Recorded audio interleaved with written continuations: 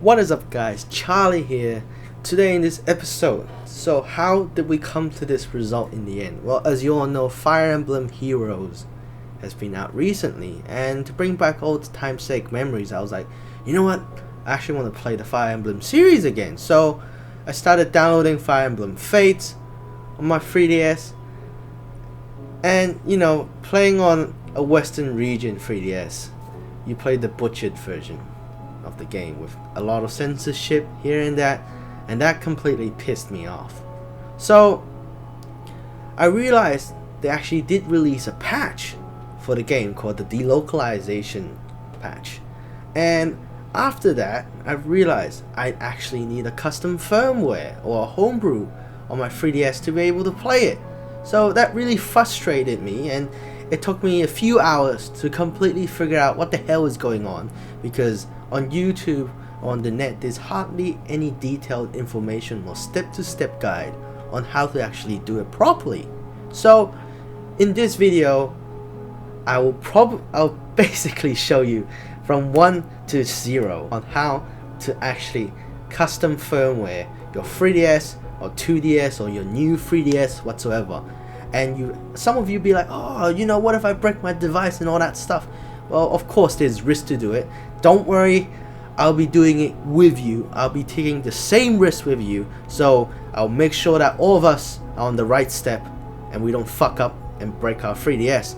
So to make sure this doesn't happen, we got ourselves here a brand new 3DS and a 2DS to represent the old generation as well, and make sure both of them work for our methods. So let's go. So before we get started, there's a few things you need to have in order to do this thing. First of all, the most important thing you need a card reader or something that's able to read your micro SD or SD card depending on what kind of 3DS you have. For me, I suggest using a USB 3.0 because that increases the transfer speed by a lot, saves your time as well. And at the same time, if you're using a new 3DS, then you need a screwdriver set because you need to unscrew the back of the 3DS, which I'll show you. And last but not least, you need a power supply, a stable power supply to make sure your 3DS does not run out of power during your so-called cracking process, because otherwise you might break it. But other than that, let's get started. Okay, so first of all, I'll just be unboxing this as usual. We're going to be going through a really typical process of putting together a brand new 3DS. Some people might ask why I pick a 3DS with like a change cover plate. It's because this edition actually comes with a 16GB card, which makes my life a lot more easier later on. See, as a typical 3DS with some custom backplate from Live Fire Emblem. To put it in, you simply just follow the hinges, go in, snap, snap. You're done. So the most important part, let's put that to prevent any scratching. For new 3DSs, including the XLs, what you need to unscrew the back. You want to unscrew the 2 screws in the back until you hear a click sound, because basically Nintendo has designed the fact so you don't lose your screws when you unscrew them, because they know you're going to be unscrewing them anyways. Oh yep, with a snap it comes off, and as you can see, that's where our micro SD is located. Before we take the micro SD out, you want to be booting this thing to check what exactly on which firmware your 3DS is running. Don't worry, even if your 3DS is running on the current latest firmware, because right now safehax actually supports up to that firmware. As you can see right now, we are running on 11.2.0-35J, meaning we're running on the latest firmware. Once we know that, you can turn it off. Once you keep note of that in your mind, turn off. Come on, off. So once you completely switch off your system, knowing which firmware you're on, you can safely eject your micro SD card and put it on the side. We're going to be putting this device on the side for the moment because we still got one more device to unbox and take out, and this is the 2DS, which we're using to represent the older generation. I'll be putting the instructions and shit on the side, then we'll be taking out 2DS. So with the 2DS and the old generation of 3DS and 3DS XLs, the good thing about this is the fact that you don't need to screw and unscrew anything. You can just take out the SD just like that. Again, really simple process. We turn on and we check the firmware and yada yada yada. So we turn on. This actually feels, I don't know how to explain this feeling. It feels weird. So what the fuck? Okay, open the camera for me. Go. I don't want the camera.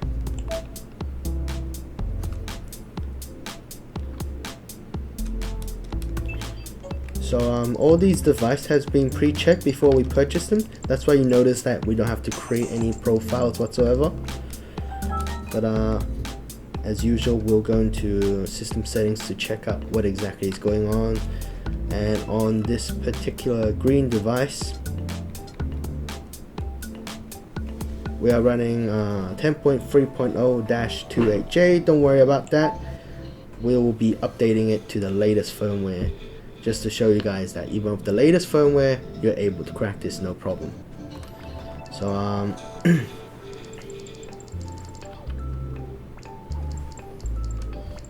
what you do is we're going to go to system. So we should stay on system settings, but it's fine. Don't worry about it.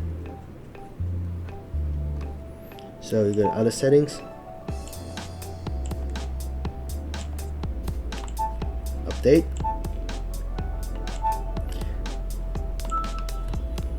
So do keep this in mind. It doesn't matter what kind of version your 3DS is, as long as it's Europe, United States, Japan, you'll be fine.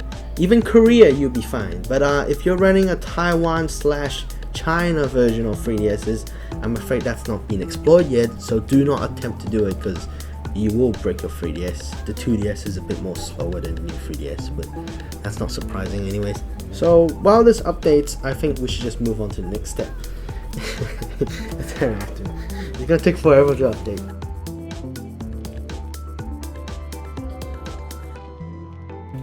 Alright, so we are right now at the main screen here. Now we're back on our computer and we have our SD card plugged in. Now this is the SD card for the 2DS, because I've already done all the stuff I need to put in for the new 3DS already. That makes our life easier, since both of the files are really exactly the same. So what exactly we need to do here? Now it's really simple. First of all, let's go through this step. So all you need to do is open up your web browser and then go to 3ds.guide.com. It will take you to this so-called website, which is supposed to be a really easy read, but I still find it complicated. So after that, I did a little bit tweaking and changing here and then, and made it a lot more simpler and easier for you guys. So if you just follow this video, you should be just fine. So all we need to do is click on get started. As you can see right here, you can choose either new 3DS, old 3DS or 2DS. It's all the same really, there's not much difference. So for this example, I'm using the 2DS right now because I've already done it for the new 3DS. It's exactly the same step. It'll take you to this page and go like, oh yeah, what exactly is the version of your homebrew? Or what exactly is the version of your firmware? So for new 3DSs, which, you know what, I'm just gonna open both pages to tell you it's exactly the same thing. So for example, on our new 3DS, our version is 11.2.0.34J. So we will click on homebrew launcher sound hacks. And for our old 3DS, again, we're running on 10.3.0-28J as well. So we're doing sound hacks as well. So as you can see, both steps are the same. And what you are taking down to here is, it will tell you exactly what you need for the first part of your so-called cracking process. So what we need right now is, we need to download the starter kit for homebrew, which as you click on the link, it basically downloads it for you.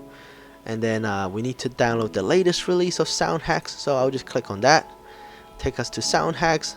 You pick your region. I'm using a Japanese region, and we're using the 2DS here. And let's say for example, if you're using USA and new 3DS, vice versa. So you download the M4A file. As you can see, just downloads it straight off. We go back and it tells you to download the other app payload for your version and region. Now this is important here. Remember what I told you before at the unboxing part, that you need to know your firmware. So what we have here right now is I'm using a 2DS, so it's classified as old, and I'm running 10.3.0-28J for Japan region, and you want to download the other app. As you can see, I got the file right here, so right now we got all 3 files that we need to get started. So all you need to do is go back. Well, to be honest, you don't really need this thing anymore because I'll be guiding you through the process, and this is what we have here right now, the SD card. As you can see, there's a 3DS file that tells you exactly what's in it. You don't want to be touching that, just leave that be, just don't touch it. And what you want to do is first of all open up your starter zip file, click on it. There should be a folder called 3ds and boot.3dsx. You want to copy that to the root of this, just throw it down there, don't need to do anything like that. Close this, and then after that you want to basically take the file that you had for safehax, which is an M4A file, and copy it and throw it just here at the root file. It'll be fine, just like that. And last but not least, you want to take the bin file that you copied from other app, and what you want to do is you want to throw that bin file to the root as well. And here is a difference here. You want to rename it to other app .bin, and we're all set. So right now what you can do is you can eject your SD card, which I can't be fucked, so I'm just gonna pour it out, and then put it back into your DS or 3DS and then boot it. Alright, so once you put your SD card back into your DS's and boot them up, it should boot up just fine. And what you want to do here is go to your music player, that's right. Go to your music player on your DS's and open it. And basically what that does is we'll be using safehax, and what safehax does is it uses an exploit, that a loophole that they basically left in the music player, to use it as a thing to trigger the so-called application to boot into homebrew launcher. So what you want to do here is you basically want to click on SD card, open it, and it will show you this track, which is exactly the track we put into the root of our SD card just now. So what we want to do is basically open it, and you'll see all these flashing green and yellow and blue and so on and so forth, but in the end you should be taken to the homebrew launcher. And if you see this, that means you have successfully completed your first step, so congratulations. What you want to do right now is the easiest step of all. Just take the card out with the thing still on. Yep, you know, I'm being serious here. Just take it out. Don't worry, it's not going to crash or break your 3DS or anything like that. It's basically just unmounting your DS. So just take it out, and as you can see, it just says no SD card detected. Please put in SD card. So what you want to do right now is take both of these and go to your computer, and we'll put the next necessary files.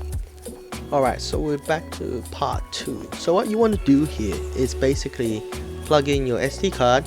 So you will see basically what you put in just now, and what you want to do right now is basically go back to the web page here, and you want to click on next step to decrypt 9 homebrew launcher. And what you want to do right now is just like before, you want to download all 3 of these files. Now I'm not going to show you how to download them again, because I'm pretty sure you can just download them just fine. But what you want to do right now in here is basically you want to make a new folder on your root, and you want to call it files 9. Yep, so you have a files 9 folder, and then I'll just put that away because it's annoying. And what you want to do right now is open up the 3ds folder and put safehax and fasthex files into here. So you should have a file called fasthex.3dsx or whatever. Put it in there, and then after that you should have safehax.3dsx or safehax smdh, whatever, just throw them all into the 3ds folder. Yep, just leave them like that and you should be fine. And then afterwards, okay, this part I'll show you. So you want to download the decrypt9 WIP zip file, and once you open it, you will see something like this. But there's only one file that we need from here, and all we need is the bin file. So this one. What you want to do is just drag it into there and just leave it there on the root of your SD card. And after that, rename it. What you want to rename to is basically what you what the fuck am I saying? Just rename it to safehax payload.bin, as you can see here. And basically you're done for part 2 for preparing the files. After this, just eject your card and we'll go back to our DS's. Alright, so back to here. What you want to do right now is basically open up your DS's, put your SD cards back into it. For your new 3DS's, be careful not to let the battery fall out. The cards back in. So what you notice here right now is there's a new software called safehax, and we want to run that.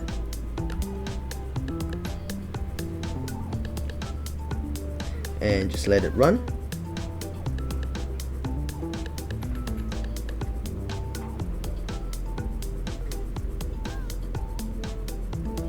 And once it's done, tell you to press start to continue, so you just press start. It'll take you back in the homebrew menu. From here on, you want to open up where is it? You want to open up here safehax and basically run safehax from here.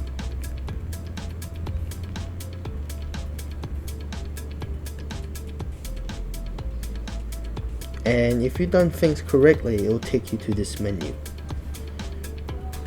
Yep, so both of these devices have now completely successfully run themselves into Decrypt9. And in here, instead of following the steps which they have told you to on that website, I have actually got a better plan which makes your lives a lot more easier and takes up less time. What you want to do here, because what you want to do here is you want to back up. So if you scroll down on the menu to sysnan options, press A, it'll take you to this menu. So same for here, just go down to sysnan options, press A, and what you want to do is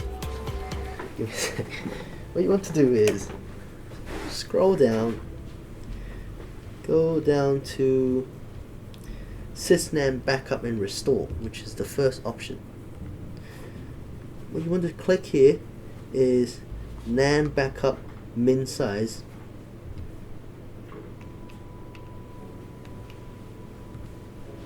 and basically just press A and it'll create a file called nanmin.bin.